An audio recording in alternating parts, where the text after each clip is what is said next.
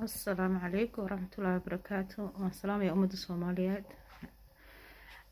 سلام كدب إنا لله وإنا إليه راجعون. waxaan halkan taxsiis tiiraanya looga dirayaa hooyooyinka ku dhibaataysan muqdisho ee maalin walba ubadkooda yaraa ay ku soo tabcayaan xaraash qaran ay sabab li ku leynayaan iyagoo kursi doonaya cad u shaqeynaya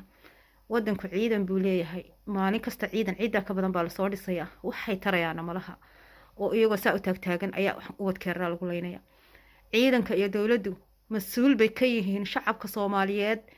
mas'uulnimadooda waa inay muujiyaan oo nimanka iyo mooryaanta ay wataan ay ka saaraan muqdisho oo hooyooyinka bararanaya ay u naxaan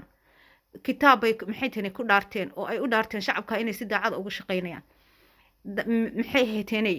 mooryaan baan maalin walba hortoodii ku gurguracaysa maalin walba hooyo bararanaysa waxaan ka naxay hooyada la yiri cadaalad maxay tahay u raas ubadkaaga ay tir cadaalad heli maayo kuwiiga horeeya